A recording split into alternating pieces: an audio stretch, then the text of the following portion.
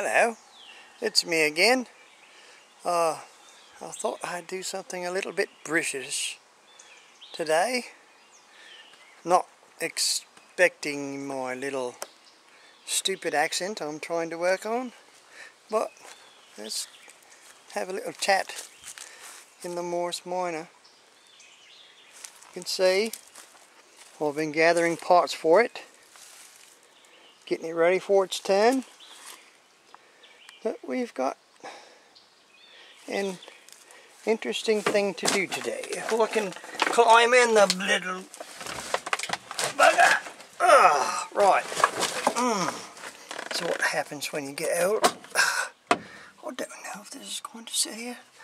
Anyway, I've been trying to find out some more things to do like British. I see these boys, these blokes, I guess they call them, drinking these beautiful big mugs of dark beer, and they look so delicious like you could chew them.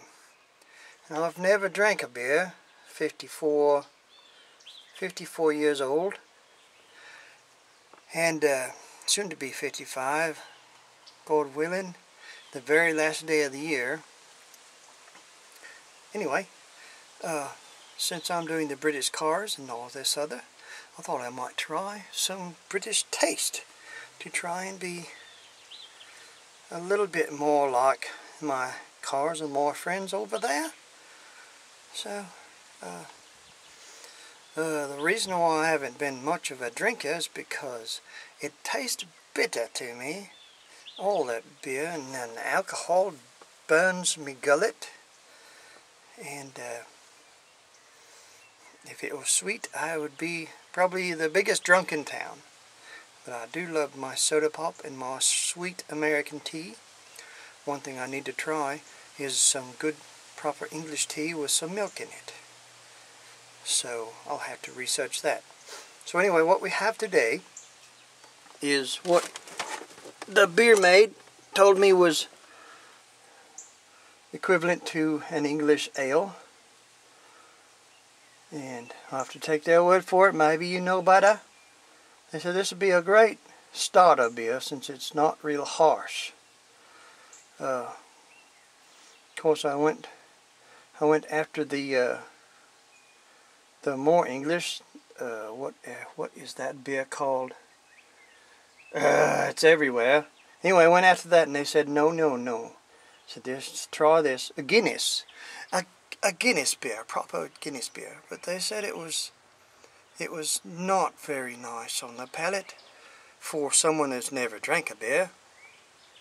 So this is supposed to be more like a children's beer, if you will. Right, let me put you up here.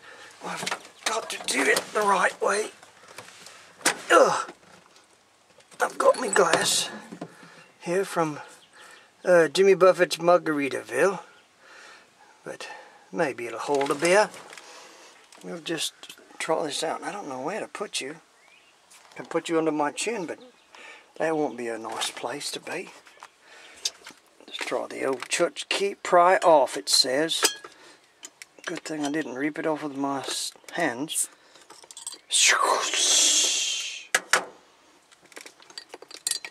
Alright. Now the blagger's open. Let's see what it does. Oh, it's not going to be good. It's going to blow up. Look at that. Oh. Well.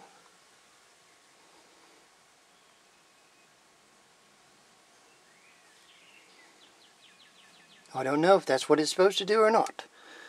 It's almost all in there. Probably enough for a taste. Alright, here we go. Let's try and put you in the other area of the car. Whew. I'll smell it. It smells rotten. But we'll try it.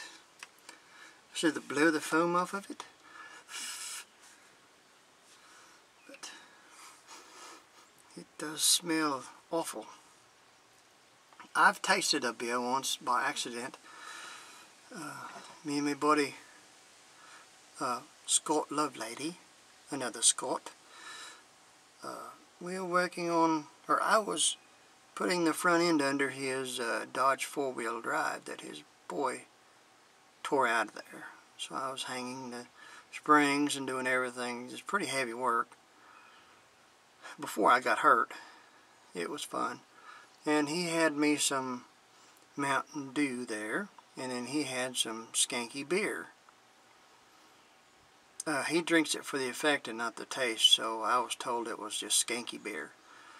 And I messed up, and I took me a big slug of his beer instead of my Mountain Dew. And I walked to the back of the shop and I spit for 30 minutes. This smells a lot like it. I think the first beer I ever smelled of was my uncle's Schlitz. He had a Schlitz. And I waddled up there. I was a little boy. Waddled up and, here you go, TV. He called me TV. Have a drink of this. I smelled of it. Couldn't get it past my nose to get to my mouth. But I'm a lot older now and about half crazy. So let's try this.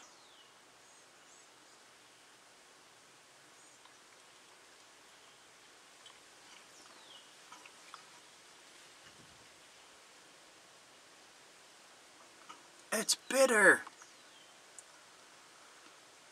Bitter, bitter, bitter.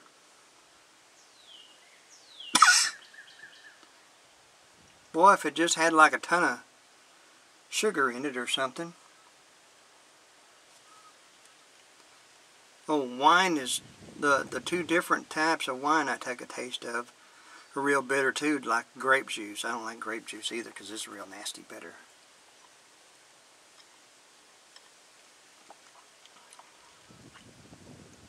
Boy, that's an acquired taste. I don't think I'm going to be acquiring a taste like this. And I don't know if one bottle will make me crazy or what. People talks about a buzz. I got a buzz off of that. It took me a 30 pack to get a buzz. Didn't even get a buzz. I don't know what a buzz is. Besides getting your hand too close to a high energy ignition and going buzz.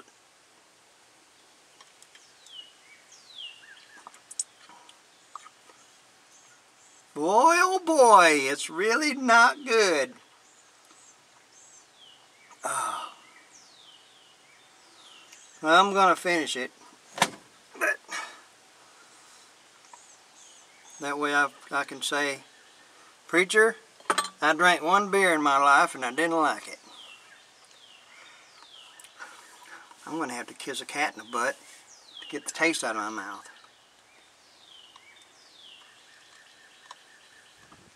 Oh man, it don't get no better. The more you drink it, the more bitter you get off of it. And another thing, my buddies, I got nothing against drinking beer or drinking whatever. My buddies can drink 6 and 8 and 10 beers and keep going. And I can drink 2 Mountain Dews or Pepsis or Cokes or something, and I'm full. As a matter of fact, I'm really full. I have to go to the bathroom and I can't drink no more. But these boys can crunch can after can after can after can, and then maybe go to the bathroom and then come back and drink some more. Where does it go? I mean, I know it goes to the stomach, and the pop fills up my stomach really well, and I don't want no more. And they can hold gallons, it seems like, of this stuff. Where does it go?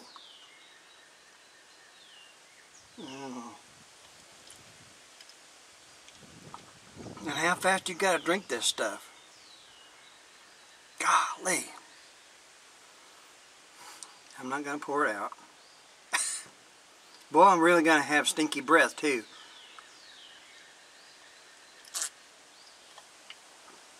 Oh.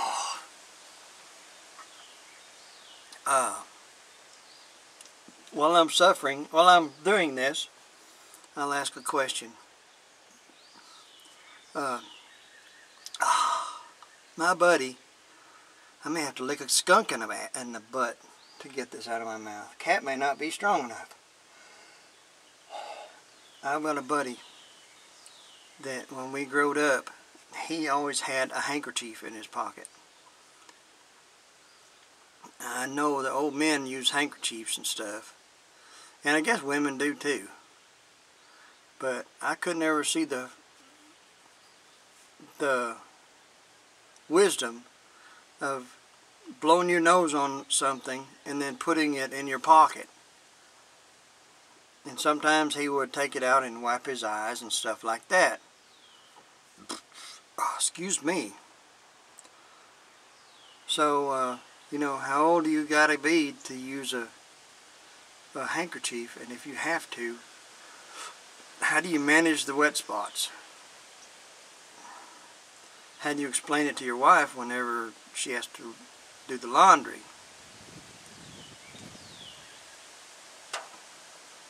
But that's another question. I'm getting hot. And it's just 77 degrees today. This is the day after Memorial Day. God bless them. And this is what I'm trying to do in the Morris. Oh.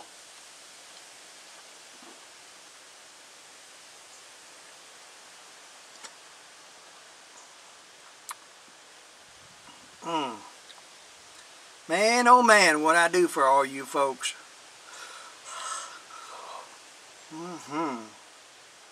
Well, I won't stagger any worse than I already stagger.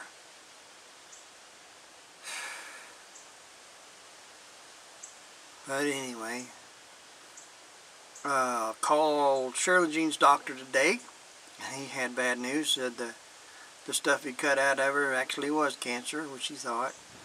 And next month they're gonna cut the other side of her up, getting rid of her mammary gland thingies out of there. And then hopefully she'll be all right. So it's gonna be a long process of that. She's doing fine. I snuck around and fed her some spaghetti. She loved it. She's laying in there on her little dog bed, wondering where the heck I went. Gee whiz.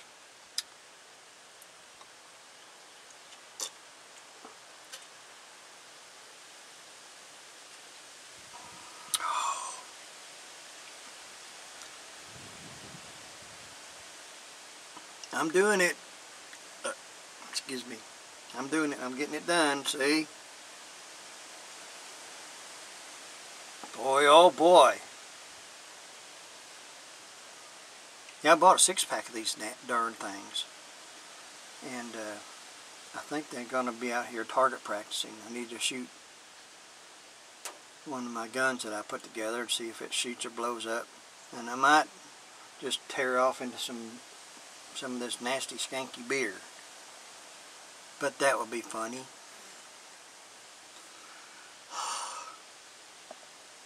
Man, I'm about there. Oh.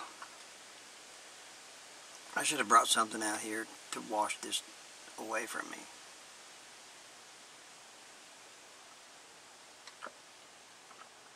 Fast, do it fast.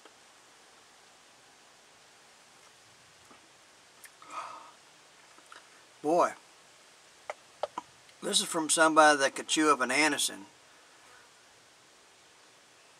I used to chew Anisons up to help my teeth from hurting.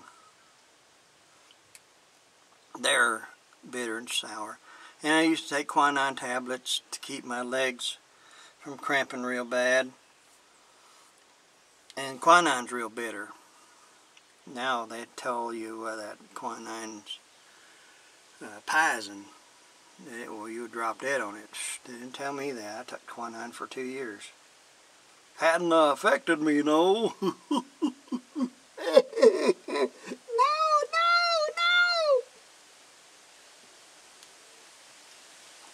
Yeah. I'm done. No more. Didn't like it. Don't like it. Won't like it. Sorry. Okay. I love y'all.